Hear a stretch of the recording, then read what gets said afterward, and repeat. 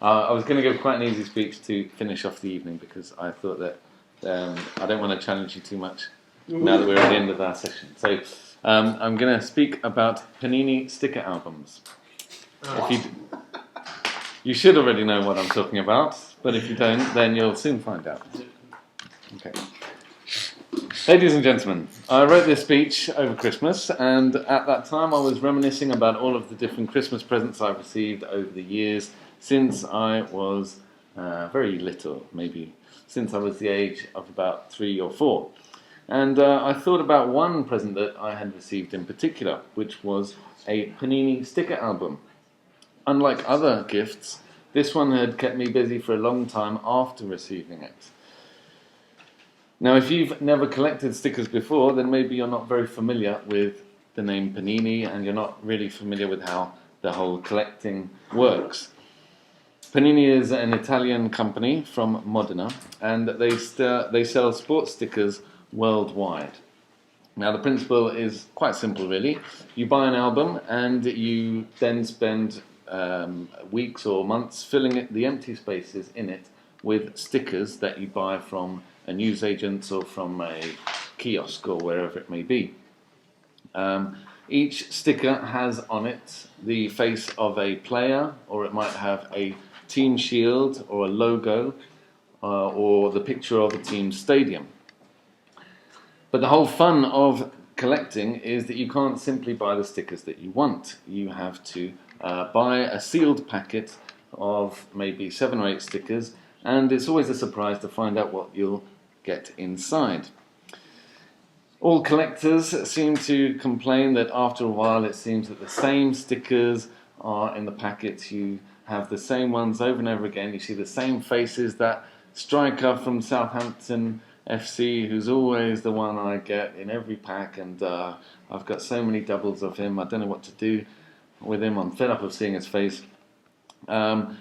And it seems that the company does this purposefully so as to prevent you from ever completing your collection.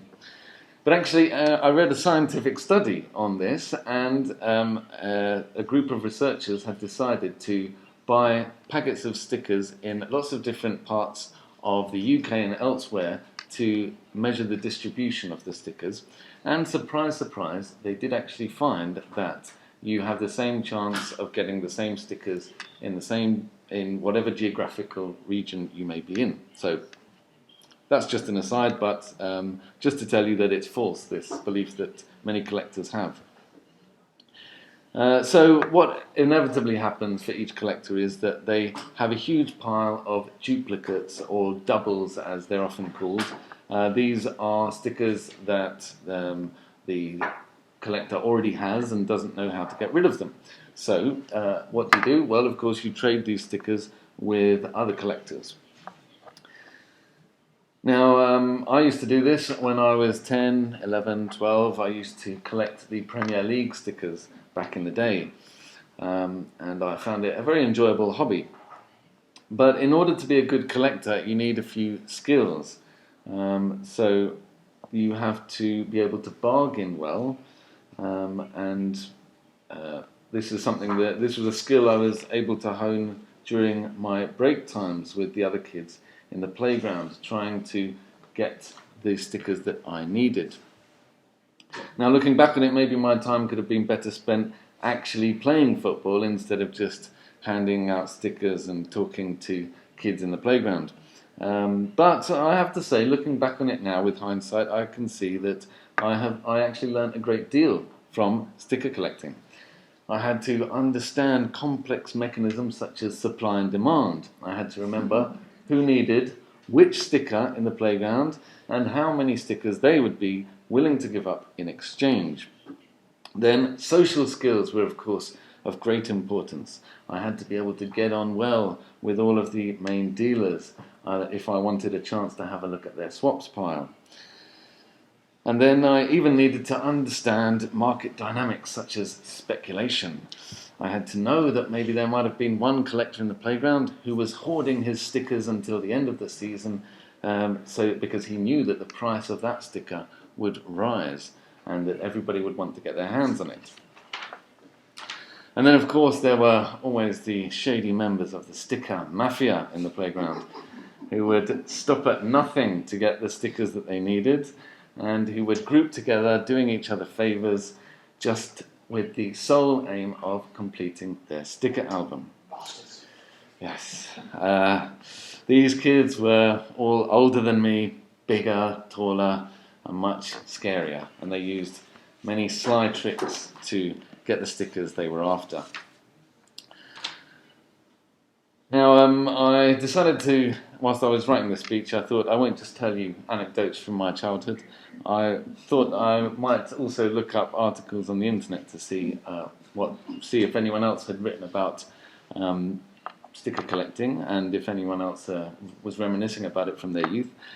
And I found out a great many things. I even found an article from a Guardian writer, a journalist. His name is John Crace, and he's been collecting stickers and filling up sticker albums since 1970. And he has actually a complete album for every year, a complete Premier League album for every year since 1970. Rather sad, you may think, but true nonetheless. So he points out the great dismay that he feels at the fact that nowadays the stickers cost a great deal more than they used to, and completing a sticker album is now a very costly exercise. This is not just because the price of stickers has risen over the years, but it's also because the number of stickers you collect has risen as well. In 1970, to complete an album, you needed 250 stickers, but in 2014, the Premier League album had 639 spaces that you needed to fill. And when I was 11, I could remember that one pack of stickers cost 22 pence. But Mr. Crace reliably informs me that now a pack costs £1 whole pound. So that is a price rise that is higher than inflation. Now, Mr. Crace actually admits openly to his obsession with sticker collecting. You can read his article if you search for it on the internet. He speaks about this insatiable desire he has to fill every last space in the sticker album.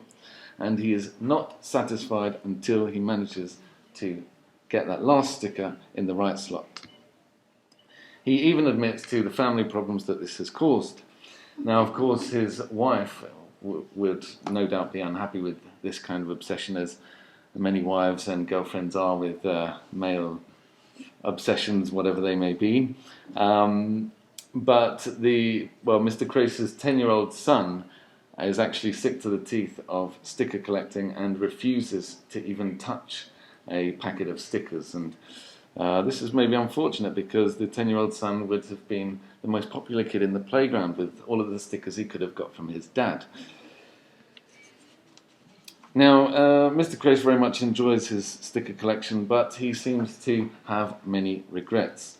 He's still bitter about 4 stickers, 4 empty spaces he has left in his Premier League album from 1970, the only album he has not completed. As for me, I vividly recall the feeling of anticipation every time I bought a pack of stickers, the eagerness I felt just before ripping open the packet. I was so excited at the prospect of getting that one sticker of that obscure player for Sheffield Wednesday or for whatever team it may have been, just to complete that one page. But on most occasions this would lead to disappointment. I would just get the same old stickers to add to my duplicates pile. And as a matter of fact, I never once completed a Panini album, unlike Mr. Crace. But now that I look back on this, I don't really list this among my great lifetime regrets. Even if I did manage to complete an album, I doubt that it would be one of my prized possessions nowadays. And actually, thinking about it, I think that sticker collecting is rather akin to gambling. You never really feel completely satisfied with your hobby, but it's something that you have to do. You feel this urge to complete your album. and to continue collecting. But the sad thing is that as soon as you get to your hit of adrenaline, the only thing on your mind is how you can repeat the same feeling once again. You think about how you really need that last sticker with the Old Trafford Stadium on it more urgently than anything else in the world. So Panini stickers brings back a lot of cherished memories for me, and above all during Christmas when I was writing this speech. But I have to say I'm not really planning on going back to my childhood obsession anytime soon. Nevertheless, this has been an opportunity to reflect on the many valuable lessons for life that I learned at this time. So, as I said, I managed to improve my social relations as a result of sticker collecting. I learned a bit of bargaining, and I learned about supply and demand, how to manage my pocket money, etc. But I think I also learned a few life lessons as well, a few lessons on a human level, such as patience, waiting for that right sticker to come, moderation, and I also learned to understand what is truly important in life, despite the impulsive desires that one might feel when gripped by an obsession. It seems, however, that Mr. Crace has not yet learnt these lessons. Thank you. He's a sad